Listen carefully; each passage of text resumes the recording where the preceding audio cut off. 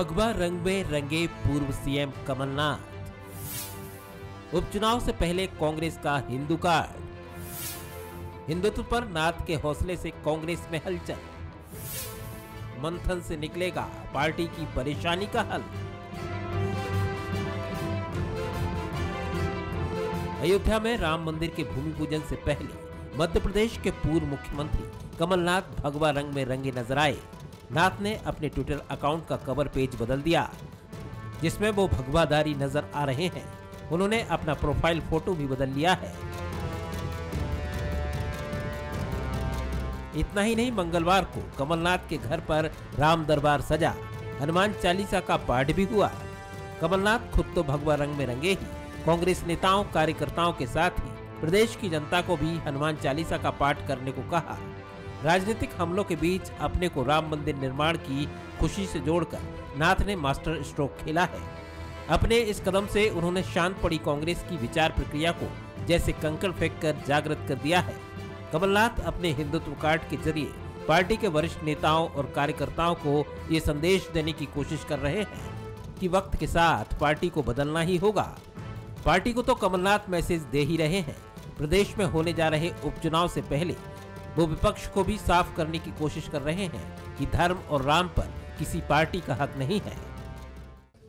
इसकी शुरुआत राजीव गांधी जी ने करी थी 85 में और 89 में उन्होंने कहा था शिलान्यास होना। उन्होंने अपने पहले भाषण में 89 में कहा था कि अपने देश में राम राज्य होना चाहिए। तो आज हम राजीव गांधी जी को प्रणाम करते हैं।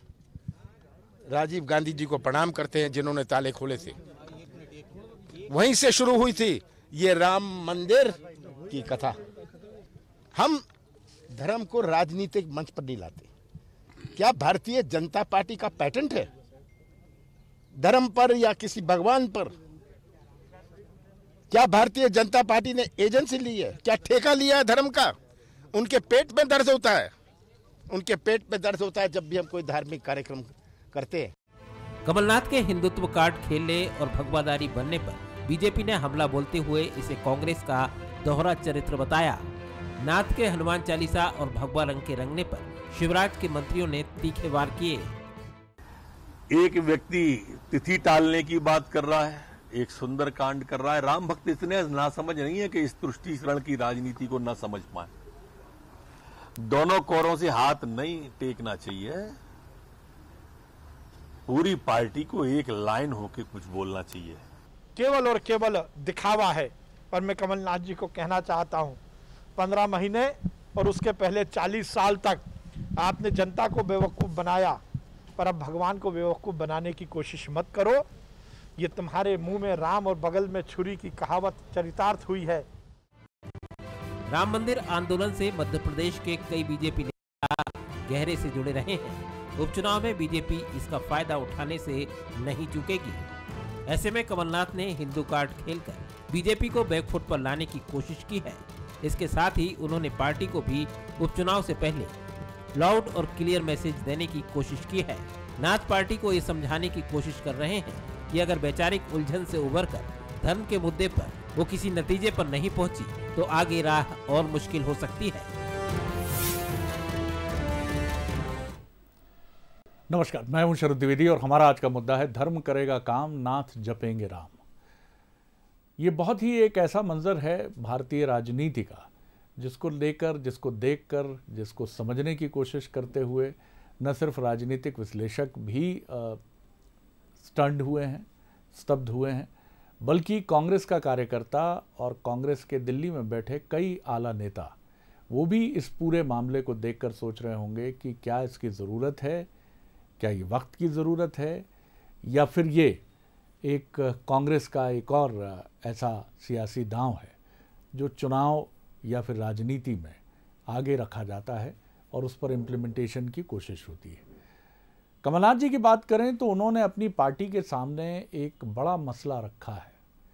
उन्होंने ये कहा है कि अगर आप सोच रहे हैं तो इसको चुनावी स्टंट तक ही सीमित रखने की कोशिश से कोई लाभ नहीं होगा। जैसा हम राहुल जी के लिए देखते हैं कि वो कभी जनेऊ पहनते हैं चुनाव के पहले या मंदिरों की परिक्रमा कर लेते हैं, लेकिन उसका कितना इम्पैक्ट जाता है कि जब आप अपने चुनाव अभियान की शुरुआत किसी प्रसिद्ध ज्योतिर्लिंग शिव मंदिर से करते हैं कमलनाथ ये बताने की कोशिश भी कर रहे हैं कि धर्म उनकी अपनी निजी आस्था है, चाहे हर छिंदवाड़ा के सिमरिया में हनुमान मंदिर हो, जिसकी प्रतिमा मध्य प्रदेश में सबसे बड़ी है, सबसे ऊंची है, या फिर उनकी ये कोशिश हो कि वो राम मंदिर को लेकर जिस स्टैंड के साथ सामने आए। लेकिन इस पर कांग्रेस के बड़े नेताओं की तरफ से संयमित और संतुलित प्रतिक्रिया है। प्रियंका गांधी का ज़रूर राम पर आलेख है, लेकिन वो भी संतुलित और संयमित है। आप पीछे चलें तो सोमनाथ मंदिर को लेकर ज़रूर ये बात सामने आती है, जब दो कांग्रेस के दिग्गज नेताओं के मतभेद हमें नज़र आते हैं। जवाहरलाल नेहरू न उस कार्यक्रम में जाते हैं और न ही वो इसके लिए इच्छुक नज़र आते हैं कि सरदार पटेल वहाँ जाएं, लेकिन सरदार पटेल वहाँ जाते हैं। हालांकि वो सर्वधर्म सद्भाव और धर्मनिरपेक्षता की ही बात वहाँ करते हैं, लेकिन वो जाते हैं। तो ये द्वंद्व कांग्रेस में 1947 के बाद से रहा है। कमलनाथ जी ने एक बार फिर इसे छेड़ा है, तो क्या पार्टी में ये एक वैचारिक विभाजन की तरफ भी बढ़ेगा? क्या पार्टी में कुछ नेताओं को ये रास नहीं आएगा और कुछ को बेहद रास आएगा? ये भी एक बड़ा सवाल है। लेकिन फिलहाल इसके ज़रिए कमलनाथ जी ने ये अंतर मुश्किल कर दिया। पूर्व संध्या पर अयोध्या में राम जन्मभूमि शिलान्यास मंदिर के, कि बीजेपी और कांग्रेस मध्य प्रदेश में है या एक ही पार्टी है। आज हम इसी मसले पर बात करेंगे। मिलिए उन मेहमानों से जो हमारे साथ हैं। हमारे साथ हैं कांग्रेस के वरिष्ठ नेता और पिछड़ा वर्ग आयोग के अध्यक्ष जेपी धनोपिया जी, मैं बहुत स्वागत करता हूं उनका। हमारे साथ हैं डॉक्टर हितेश वाजपेयी, जो बीजेपी के युवा नेता हैं, राष्ट्रीय स्तर पर टीवी पैनलिस्ट और नागरिक आपूर्ति निगम के पूर्व चेयरमैन, उनका भी स्वागत है। और साथ ही हमारे साथ हैं सुशील शर्मा, वरिष्ठ पत्रकार और राजनीतिक विश्लेषक। सुशील जी, किस तरह आप देखते हैं, क्या आप भी चौंके इस कदम से? हालांकि 3-4 दिनों से इसकी चर्चा है, और किस तरह से आप देखते हैं, क्या कांग्रेस में ये एक वैचारिक विभाजन का कारण भी बन सकता है? नहीं, देखिए, मैं इस चौंका तो इसलिए भी नहीं, क्योंकि अगर आप 15 महीने का कमलनाथ का कार्यकाल देखेंगे तो उन्होंने कई ऐसे काम किए हैं जो पार्टी की लाइन से अलग हटकर थे। चाहे वो रामपथ वाला मामला हो, चाहे पुजारियों को मानदेय वाला मामला हो, चाहे महाकाल का जो है सौंदर्यीकरण वाली बातें हों। इसके अलावा जब गांधी जी की जयंती थी उस समय भी जो है सुंदरकांड और रामायण, ये इसका हनुमान चालीसा का पाठ किया था। ये वो करते रहे हैं। लेकिन जो कांग्रेस की जो दुविधा है, वो दुविधा ये है कि कांग्रेस धर्म का निजीकरण करती रही है। सार्वजनिकीकरण करने के लिए बीजेपी ने मजबूर किया है। बीजेपी ने इस स्थिति में ला दिया है कि कांग्रेस को स्टैंड अपना क्लियर करना पड़ेगा, और क्लियर ना करके आपको बीजेपी की धारा में जाके बहना पड़ेगा।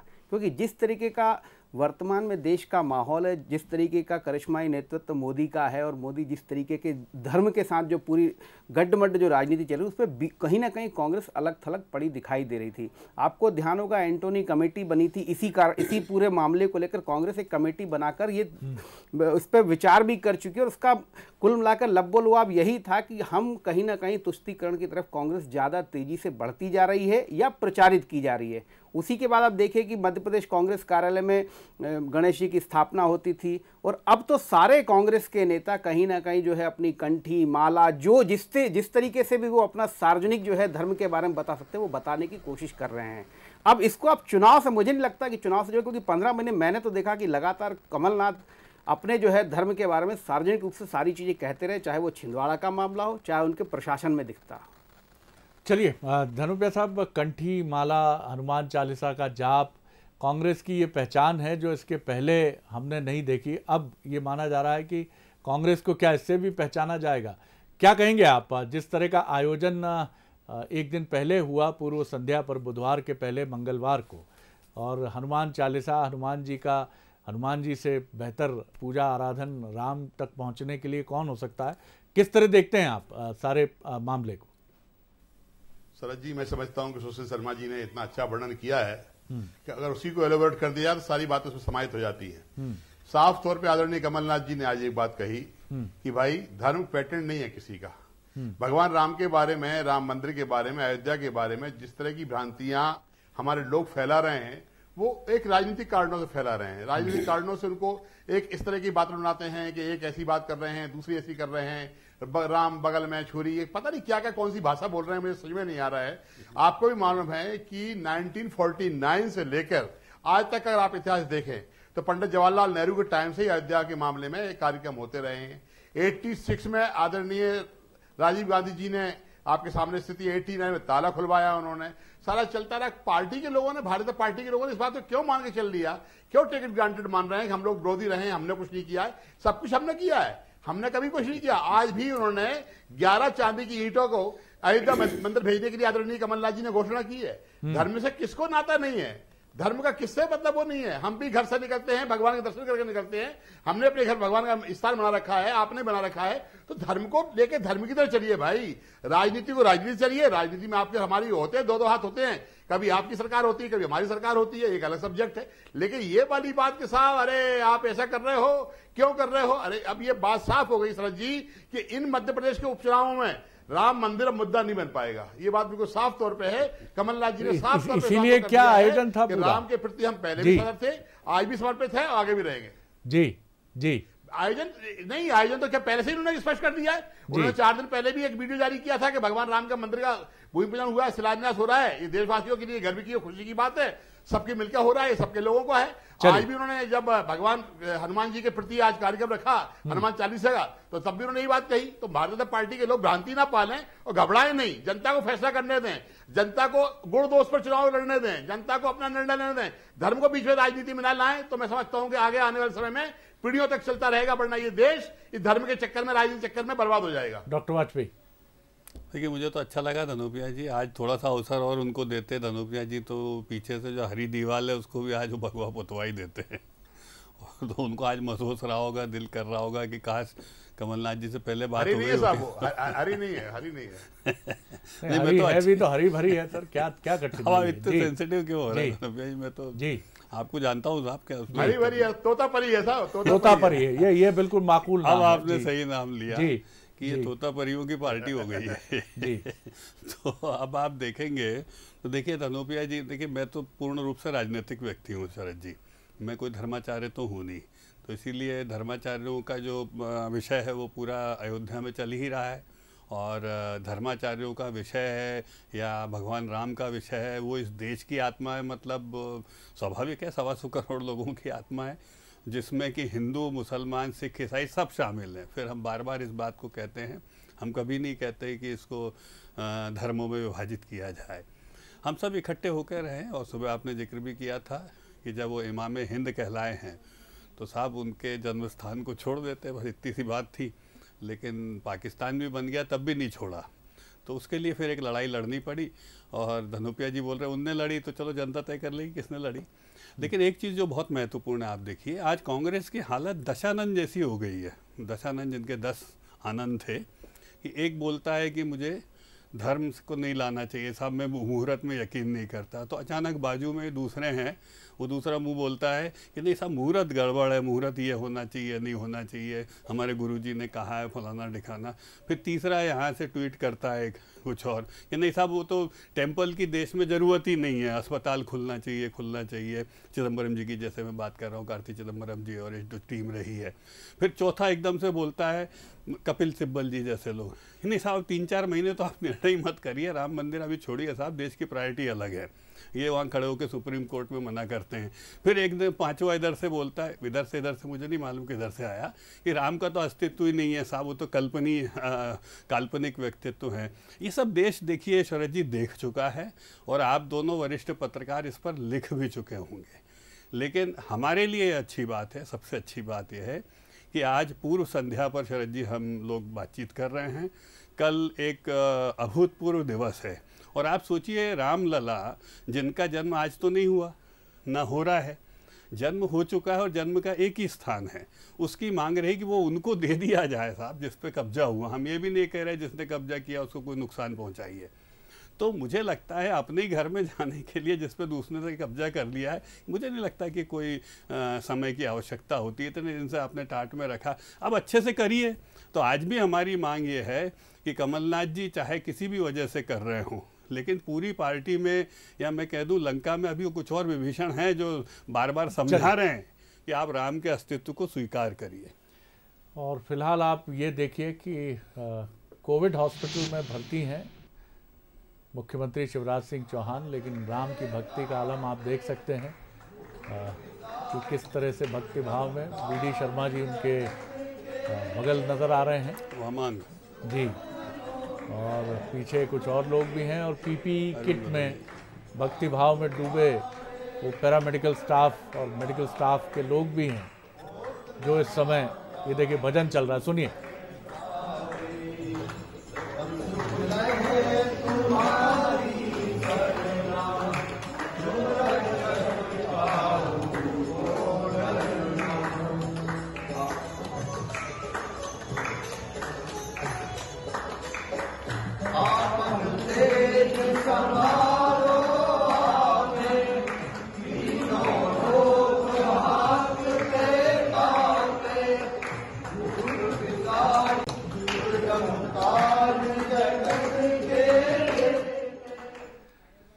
तो ये आप देख रहे थे कि किस तरह का पूर्व संध्या पर भक्तिभाव है कि अस्पताल में कोविड पेशेंट होने के बावजूद भक्ति का जो एक भाव है वो तटबंधों को तोड़कर वो निकल पड़ता है। ऑब्जर्व करी होगी शरद जी, मैं केवल उसके लिए रख रहा हूँ, मतलब क्योंकि मैंने बताया ना I am a political person, तो अब क्या करूँ साहब। आप देखेंगे कि सोनिया जी राहुल जी मौन है, मतलब 2 कार्ड बचा लिए इन्होंने सोनिया जी अध्यक्ष है पार्टी की, एक आध रेजोल्यूशन ले आइए साहब राम के नाम पे कि चलो अच्छा है हम सब खुश हैं। चलिए उसको तो मैं पूछूंगा ही, लेकिन मैं पहले सुशील जी आपसे ये जानना चाहूँगा कि ये बड़ा अहम मसला है कि कांग्रेस में जो राहुल जी सोनिया जी से तो कमलनाथ जिस लेवल के लीडर हैं उनकी बात हुई होगी और उन्होंने चर्चा की है।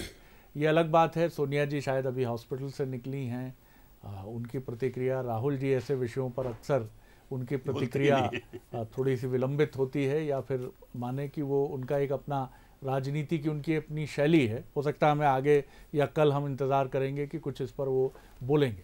लेकिन जो एक थिंक टैंक है कांग्रेस का जिसमें जयराम रमेश हैं, अहमद पटेल हैं, शशि थरूर हैं और जो दिग्गज नेता हैं, ये क्या सोच रहे होंगे? देखिए कांग्रेस में ये बीजेपी से इस मायने में कांग्रेस भिन्न है कि आप यहाँ अलग विचार रख सकते हैं, अलग बात रख सकते हैं और पार्टी नेताओं को मैसेज देकर आप उस पर आगे बढ़ सकते हैं। यहाँ पर ये नहीं कहा जाता कि नहीं ये बिल्कुल नहीं करना है, आप पीछे हटिए, ये आप क्या कर रहे हैं, ये कैसे कर रहे हैं।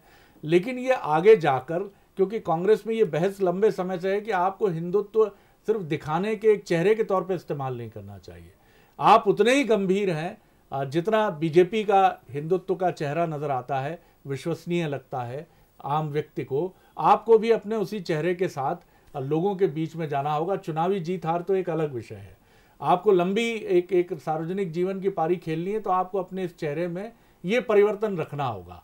जैसे बीजेपी की तरफ से आरोप बार बार आते हैं, तुष्टीकरण, आप स्टैंड बता दीजिए, मंदिर को लेकर क्या सोचते हैं। क्या आपको लगता है, मैं फिर उस सवाल पर आ रहा हूँ, क्या एक वैचारिक बहस छेड़ी है और क्या वैचारिक एक डिवाइड की तरफ भी बढ़ सकती है कांग्रेस इससे? नहीं देखिए शरद जी, वैचारिक बहस आज से नहीं छिड़ी हुई है, बहुत पहले से ये वैचारिक बहस बीजेपी कांग्रेस में खासकर चल रही है। कांग्रेस असल में ये तय नहीं कर पा रही है कि हमें बीजेपी के लाइन के साथ साथ चल के अपनी कोई नई लाइन बनानी है। बीजेपी की लाइन के बराबर ही चलिए सर। हाँ तो वही कमलनाथ जी जैसे चले हैं वही है। दूसरा ये कि देखिए बीजेपी ने ये कोई 1 या 2 दिन में प्राप्त नहीं किया है, बीजेपी का लंबा संघर्ष रहा है। उन्होंने जनता के मूड को समझा है, मूड जब जनता का बदलना शुरू हुआ है। आप देखिए ये पूरी राजनीति 85 और 89 के बाद से पूरा घटनाक्रम बदलना शुरू हुआ है, तो उसमें बीजेपी पूरी चीज़ें गेन कर चुकी है, बीजेपी सफलता के शीर्ष पर पहुंच चुकी है। कांग्रेस में द्वंद्व ये है कि कांग्रेस के ऊपर जो ठप्पा लगाया गया है उस ठप्पे से मुक्त होने का क्या एकमात्र यही मार्ग बचा है कि हम भी उसी लाइन पे चलें, उसको नरम हिंदुत्व कह के चलें या उसको हार्ड हिंदुत्व लेके चलें, या कैसे इस संकट से कैसे उबरा जाए, वो इसी का मंथन चलता रहता। दूसरा महत्वपूर्ण यह है कि देखिए वोट की राजनीति होती है, अगर आप बहुसंख्यक के साथ जाते हैं तो कांग्रेस फिर अल्पसंख्यकों का क्या होगा, ये जो कैलकुलेशन जो कांग्रेस में लगातार चलता रहता है जिसका कोई निष्कर्ष नहीं निकाल पा रही है कांग्रेस। और उसी का फिर मैं धनुप्रिया जी की उसी की बड़ी वजह यह है कि जब निष्कर्ष नहीं निकल रहा है तो ऐसे अलग अलग फैसले होते हैं। कमलनाथ यहां कर रहे हैं, पंजाब में क्या हो रहा है, अन्य राज्यों में क्या हो रहा है, ये सब कुछ अलग अलग है। ऐसा लगता है कि कांग्रेस हाईकमान मौन धारण किए हुए इस वक्त। और ये फिर मैं कहूंगा वो बीजेपी से भिन्न पार्टी है इस मामले में। जी देखिए, आप ये उम्मीद नहीं कर सकते कि पूरा देश इस समय कांग्रेस की तरफ से भगवत भजन में डूब जाएगा। जी देखिए ना डूबे, लेकिन सुशील जी ने एक अच्छी बात कही है, मैं तो उसको आगे बढ़ाऊंगा आज पूर्व संध्या पे, धनुप्रिया जी के लिए भी है कि कमलनाथ जी कम से कम अब लंका से बाहर आ जाएंगे, क्योंकि साहब हनुमान जी की जो चालीसा पढ़ ले दिल लगा के, आज मैं देख रहा था उन्होंने मास्क भी सब उतार रखा था, बहुत तल्लीनता से पढ़ा है उन्होंने, इसमें कोई दो मत नहीं है। तो प्रायश्चित होता है साहब, आप एक बार क्षमा मांग लीजिए साहब, हमसे ये गलती हो गई है। तो मुझे ऐसा लगता है पूरी लंका में उन्होंने तय कर लिया है, क्षमा मांग ली है, इसीलिए वो तो अब मुक्त हो जाएंगे, इसमें कोई दो मत नहीं है। बाकी तो अब बड़ी सबका बात क्या कह रहे हैं होगा, आप, क्या उनके मनोभाव भी पूर्ण होंगे फिर? क्यों नहीं हनुमान होंगे जी की साहब? आराधना बहुत कर रहे हैं। ताकत है साहब, ये भाजपा कांग्रेस बहुत छोटी चीज है हनुमान जी के सामने शरद जी। आप तो उनके सामने बैठ जाइए, फिर देखिए भाई आज हनुमान जी की वजह से ही तो सरकार बनी, वो कहते हैं ना, तो वो राम मंदिर के ग्लानि बोझ से स्वयं को मुक्त कर लेंगे कि वो नहीं कर पाए। क्या कहेंगे धनोपिया साहब? सुनिए आपने आपके मित्र डॉक्टर हितेश वाजपेयी की बात।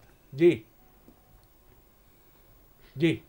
डॉक्टर हितेश वाजपेयी बहुत समझदार व्यक्ति हैं, एक तीर से दो तीर शिकार करने की बात करते हैं। एक तरफ उन्होंने अच्छी बात ये कह दी कि हनुमान जी परीक्षा पूरी करेंगे, चलिए उपचुनाव में सरकार वापस आ जाएगी, हनुमान जी से आशीर्वाद मिल जाएगा, ये हमारी बड़ी उपलब्धि होगी।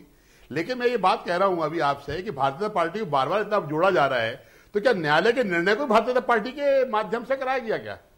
न्यायालय के निर्णय को तो निष्पक्ष रहने दीजिए। न्यायालय के निर्णय के बाद जो कार्रवाई हो रही है, न्यायालय के निर्णय से सारे काम हो रहे हैं। आप ये देखिए, आज उस अंसारी व्यक्ति को जो पक्षकार था उसको पहला निमंत्रण दे दिया गया है, लेकिन पहले आडवाणी जी जो पहले व्यक्ति थे जो मंदिर बन बुलाया गया है। राष्ट्र मंदिर की बात आप कर रहे हैं, तो देश के राष्ट्रपति को क्यों नहीं बुलाया गया? इसमें देश के राष्ट्रपति को क्यों नहीं बुलाया? आप भी जानते हो किस वर्ग से आते हैं, क्यों नहीं बुलाया गया? ये सारी बहुत सी बातें हैं। भारतीय जनता पार्टी के पेट में दर्द इसी बात का रहता है कि हमारा राम मंदिर का मुद्दा खत्म हो गया, हम कैसे इनकोज कराएं? अभी इनकेस नहीं हो पाएगा, चैप्टर इज क्लोज्ड।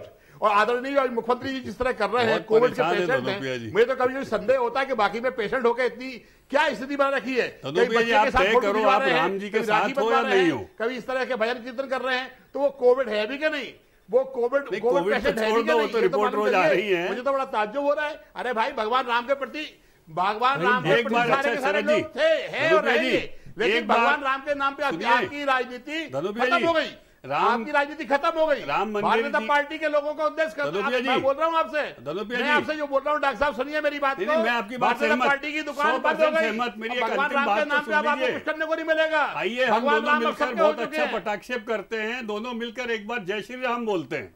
बोलिए जय श्री राम, एक बार बोल दीजिए। मैं तो हमेशा जय श्री राम बोलता हूँ, मैं तो हमेशा बोलता हूँ। आज भगवान ने हनुमान जी बोल तो दिया डॉक्टर वाजपेयी उन्होंने, और 3 बार बोला उन्होंने जय श्री राम। आपने एक बार बोला, उन्होंने 3 बार बोला। मंगलवार को करता हूँ, मैं तो हनुमान जी का बहुत भक्त हूँ, भगवान राम का भक्त हूँ। मेरे घर पे स्वयं भगवान जी का मंदिर बना रखा है। मैं छोटा व्यक्ति हूँ, छोटे व्यक्ति ने अपने घर पे एक मंदिर बना रखा है। अरे मैं तो साहब भगवान राम का छोड़िए राजनीति, बोलिए जय श्री राम साहब रहूंगा, कभी बोलिए। लेकिन भारतीय बीजेपी वालों को बता रहा हूँ, आपकी दुकान बंद, आपकी दुकान बंद, अब आप पास कुछ नहीं बचा। चलिए, उपचुनाव में आपका राम मंदिर भगवान राम सबके थे, ये राम पर छोड़िए धनोपिया साहब कि दुकान बंद या चालू, ये राम का काम है, कर्म करना आपका हमारा काम है।